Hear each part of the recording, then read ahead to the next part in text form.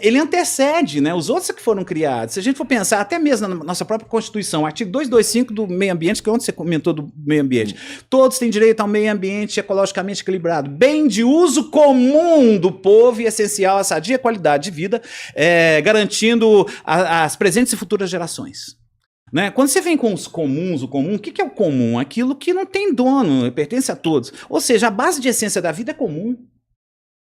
Só que aí vem, né, que nem a gente tem aqui, vocês falaram claramente, o Brasil ele foi um estado soberano que não foi colonizado, nada disso, ele foi roubado. Roubo é quando você usa a força para tomar para você. Ele foi roubado. E aí o pessoal questionando por que os índios não eram tão evoluídos. Eu não sei o que se chama de evolução. Cara, se você entende melhor do que eu a questão da Mesopotâmia e outra, ou seja, quando você tem, me corrija no que eu falar de besteira aqui, quando você tem uma região que tem pouco como é que fala, base estrutural para a vida, você tem que criar. Quando você vem para o Brasil, floresta tropical, os índios vivendo numa inter-relação com isso, ele não precisa muito de transformar. Ele colhe, ele caça e sobrevive. Cara, assim, as sociedades que a gente tinha aqui, elas eram infinitamente mais, entre aspas, nesse prisma, né, muito positivista e europeu, evoluídas, que eles falam assim, né, que eles consideram evolução o que aconteceu numa única sociedade, num único campo, né, do que muitas vezes é vendido como se fosse. Os modos de vida, a forma como essas pessoas viviam, a forma como elas construíam as suas comunidades, era muito mais avançado no sentido de ter uma vida humana completa, de ter uma vida verdadeiramente, sabe, livre, assim, completa mesmo. E outra, você não tinha propriedade, né? Você tinha posse. Você tinha posse, mas você não tem propriedade. Se você saía dali para outro lugar, outro vinha e ficava. Uhum. Quando você passa a ter propriedade no Brasil? Quando você divide aqui, no total foi 17, né? Se a gente for pensar, tem subdivisão de capitanias, depois você falou, vem as sesmarias, né? Porque os caras não davam conta de tomar conta. E interessante que a sesmaria, me corrija de novo, João, se não me engano, é um modelo português, mas só podiam vir os sesmeiros se fossem católicos. Mas muita gente hoje fala que... Por isso que a gente teve esse domínio religioso no Brasil, porque nenhum outro entrava. Porque é diferente dos Estados Unidos, na conquista do Oeste também ele é aberto ao mundo. Aquilo lá foi realmente aberto a quem quiser vir e criar um novo Estado soberano. Aqui não. Total exploração. O Brasil surge com exploração e com revolta, porque você vai ter a revolta dos índios e a revolta dos negros. Nós somos um povo criado na exploração e na revolta. Mas tem muita gente que fala que os jesuítas tiveram uma contribuição gigantesca para a população indígena no Brasil, que protegeram eles, que transformaram o idioma deles, passaram para escrita. Sim, para fortificar cada vez mais o Vaticano, a Santa Sé, e aí vai, né? Só se for. E para trabalhar item encomienda, né? Também, que era uma delícia, né? Porque o trabalho indígena também era muito usado, né? O Tratado de Tordesilhas, que faz essa divisão do mar aí de dominação antes da descoberta, já é um caos, né? Por que a religião católica, desculpa, eu sei que vocês são, ela se expande tanto? Porque era um temor que se tinha na época para não ser condenado pela igreja, né? Quantos e quantos reis não eram ateus, mas baixava a cabeça para o clero. E toda vez que tinha exploração, quem é que estava acompanhando as naus? Católicos. Era um meio de marca que ele tinha de expandir. Se a gente for pensar assim, não tem nada contra, eu não tenho nada contra nem a religião. Falar a verdade, eu acho que, infelizmente, o povo ainda precisa da religião para temer. Né? Temer a Deus, porque muita gente não faz o certo pelo certo, não faz o bem pelo bem. É porque teme. Ou seja, não faz porque Deus está vendo. Nossa, Deus vai me condenar. E se ele não te condenasse? Você ia fazer o bem? Por isso que eu falo, o pessoal fala assim, do ateu, ele não sabe nem o que é ateu. Eu não sei a sua visão, mas para mim nunca existiu ateísmo e não tem como existir ateísmo. O ateísmo não pode. Ateísmo não existe na lógica. O ateu sim. O ateu existe. Por que eu falo que o ateísmo não existe? Porque se a gente for pensar, o ismo vem de quê? De corrente de pensamento. Né? Você vai pegar lá o judaísmo, você segue uns dogmas, segue alguém, foi fundado. Você pega lá o cristianismo, você tem em Cristo.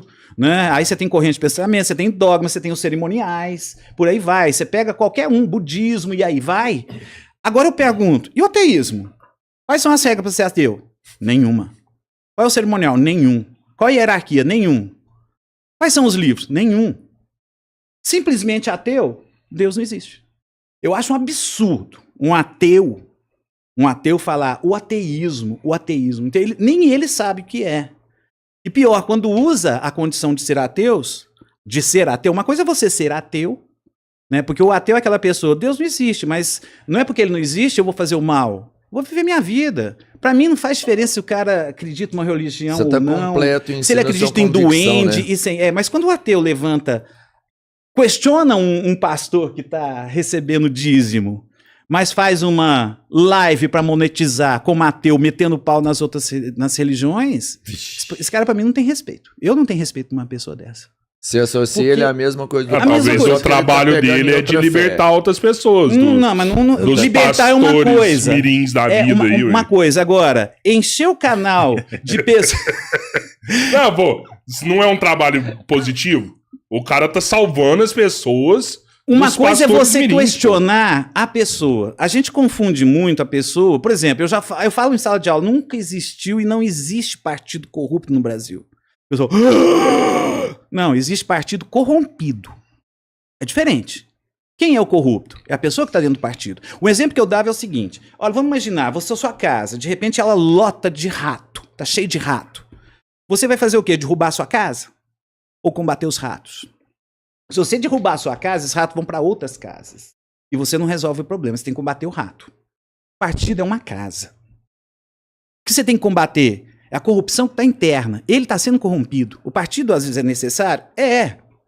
Mas quem faz é o partido? Não, são as pessoas que estão lá dentro. Em qualquer situação é assim. O João estava falando da questão aqui agora mesmo. Em qualquer profissão ocorre essa questão da utilização. Sim, eu não posso... Uma vez eu vi uma foto na internet, assim, uns policiais militares rezando, aí o pessoal pôs lá, olha, os policiais militares estão rezando. Aí eu não estou vendo, não. Eu estou vendo seres humanos rezando, que por acaso são policiais militares. Não é a polícia militar que está fazendo isso. São as pessoas que estão lá dentro. Você tem pessoas boas dentro do partido. A mesma coisa eu falo, o projeto sendo bom, se vale a pena para o povo, não importa de quem fez. Isso eu defendo. Eu acho impossível, mas mesmo se o Bolsonaro tivesse um projeto bom para o povo, eu apoiaria. Eu apoiaria sim. O que o Bolsonaro fez de bom? Ele fez alguma coisa? Ele fez alguma coisa de bom, o Bolsonaro? De certa forma, para o Brasil, sim. O quê? A gente perceber quem são os patriotas. Porque a gente começou a perceber quem são os canalhas. É foda falar, mas a gente engasga. É a corja que está tomando conta do Brasil. Isso pra gente foi muito importante, que eles estavam mascarados. Eles estavam, de certa forma, ali escondidos, não tinham coragem de expressar. Né? Que nem a questão, e de certa forma articulado, né? Quando você vem a questão, eu sei que o Robertinho é a favor do armamento, eu sou 100% contra. Quando a gente é da área do direito, uma coisa que a gente fala, eu acho que em todas as profissões a gente passa por isso, porque a gente vive da desgraça ou da necessidade do outro. Infelizmente. Deixa eu te falar, como é que vocês vão fazer a revolução sem armamento, meu irmão? Vamos pensar no futuro, pô. O materialismo dele é inacreditável. Porque eu tô falando o seguinte, se você tem uma sociedade armada... Tá engasgando aqui, eu tô... Deixa eu só acabar de concluir para passar para ele. Mas se você tem uma sociedade toda armada, aumenta a potencialidade de crime, sim, não adianta. Ou mesmo que vocês falam, a arma é para defender. Eu nunca ouvi falar que a arma é para defender. Ela é para contra-atacar. A arma é um objeto, pô. Para defender escudo, como é que fala? Armadura, colete à prova de bala. Isso é para se defender. A arma é para atacar, a arma foi feita para matar. Mas, de qualquer forma, quanto mais crime tiver na sociedade, mais o advogado penalista ganha. Então, se a gente aumenta crime e outra, se eu vou armar a população, para que eu quero policial militar? Então tá, vamos armar a população e extingue o policial militar. Já que cada um vai se defender, então para que mandei a polícia militar? Para eles ficar coçando o saco, aí vem aqueles cara que vem, que fala absurdo, né? Que nem vocês perguntaram, o que tem de bom do capitalismo? Ele já começa, o comunista. Então não tem nada que se aproveita. O comunismo é uma porcaria, né? Não, mas ele leu o manifesto. Leu o manifesto.